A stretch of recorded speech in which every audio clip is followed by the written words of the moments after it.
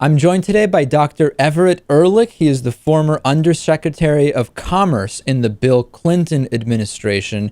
I want to talk first, Dr. Ehrlich, about net neutrality. And we've been talking about net neutrality kind of along two fronts, and I'm curious whether you agree that these are at least of the most important considerations. And they are, one, will potential new rulings regarding net neutrality unlevel the playing field that in part has been leveled by the advent of the internet? And number two, are we looking at potential further consolidation of media ownership, or at least control over media, based on potential net neutrality rulings? Are these the two biggest concerns, or are there others?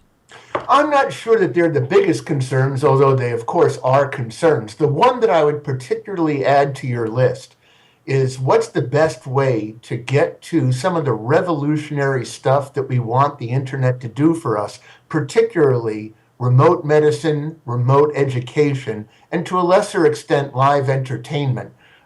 Those are tied up in the net neutrality question as well. Okay, so when we look at possible legislation going forward, do you think that the battle in terms of net neutrality should be focused on preventing damaging legislation from being passed, or do we actually need to be more proactive and to create law that will prevent some of these negative things from happening? No, I think that the best thing to do at the moment is to keep our hands off of it. Net neutrality sounds like it has a political overtone, but in many ways, it's really a business fight between the big websites like Google and the big carriers of internet signal like Comcast or Verizon or AT&T. Google and YouTube and Netflix put a lot of stuff out on the internet. Half of the internet right now is video, and it clogs up the pipes. It makes it harder for other stuff to work. And in essence, net neutrality says that the big websites don't really need to pay for the congestion they cost, because the essence of net neutrality is that everybody's treated the same.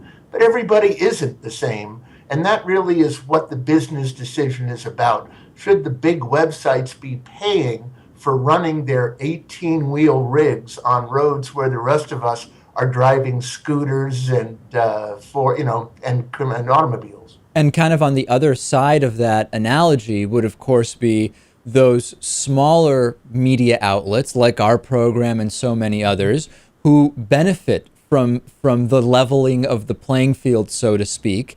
Websites like YouTube, free speech TV, distribution services that are non-commercial.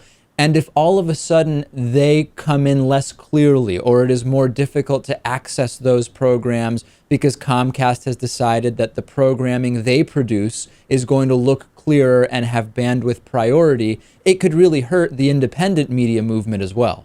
Well, that's a risk, although I don't think it's a very real or pressing one. It's less a matter of Comcast giving a break to its own programming, because the antitrust laws and the RICO statutes already prohibit that.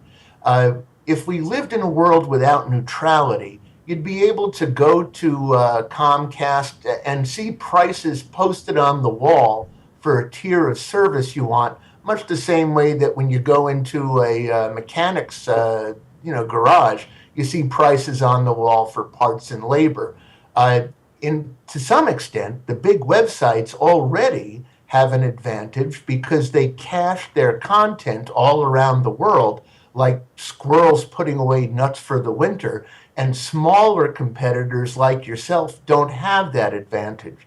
So the idea that neutrality protects small websites from predatory actions by big websites or by internet service providers is really kind of overblown to my thinking. So if you had to sum up, really, to go back to those first issues you talked about, remote medicine and remote education, talk a little bit about that, because as important as it is, it gets less play in corporate media if and when net neutrality is even discussed. So what are the issues there?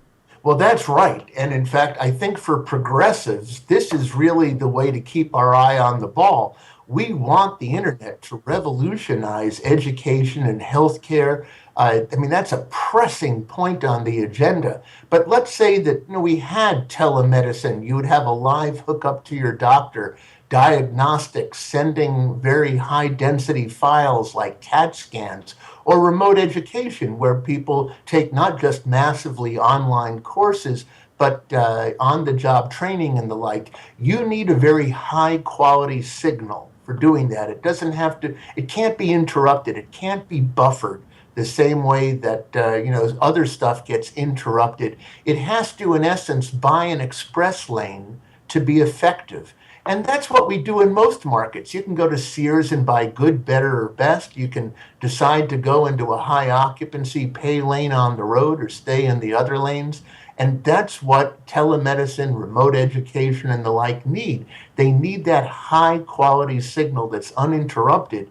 And as long as the internet service providers can't provide it, then we're going to hold up the advent of those new technologies. I feel like this gets us kind of smoothly into the second thing I wanted to talk about with you, which is when we look at legislation around the internet, and this doesn't have to be specifically what we're talking about in terms of net neutrality. I'm reminded of a case in New York from last year where a judge ruled that looking at child pornography is not actually a crime unless you are right-clicking and saving individual images to your computer. Now, of course, we can understand that in practice, it doesn't really change the spirit of what you're doing, whether you're just looking at the pictures or saving them. And eventually that law was changed to kind of take into account how the internet is used.